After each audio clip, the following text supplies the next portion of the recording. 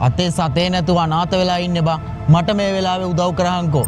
ඔන්න ඔහොම කියලා ඔයාට හොඳම එකෙන් කරලා ගියපු කෙනෙක් ඉන්නව නේද?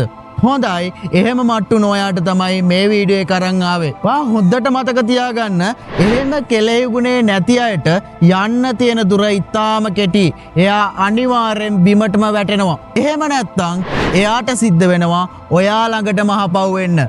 මොකද ස්වභාව ධර්මේ වුණත් උදව් කරන්නේ ඔයා වගේ කෙලෙහි ගුණ දන්න අයට මිසක් අර වගේ කෙලෙහි ගුණ නොදන්න අයට නෙමෙයි. ඔයාටත් මේ වගේ යාළුවෝ නෑදෑයෝ අනන්තවත් හම්බෙලා ඇති.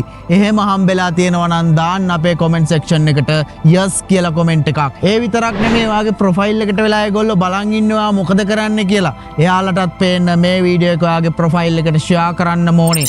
ඒ විතරක් නෙමේ අපේ ඔන්ලයින් ඉංග්‍රීසි පාඨමාලාව මේ දවස්වල පටන් ගන්නවා. ඔයාට පුළුවන් අපිත් එක්ක එකතු වෙලා ඔයාගේ ඉංග්‍රීසි ප්‍රශ්න විසඳ ගන්න. ඒකට කරන්න තියෙන්නේ පහත WhatsApp බටන් එක ක්ලික් කරන එක.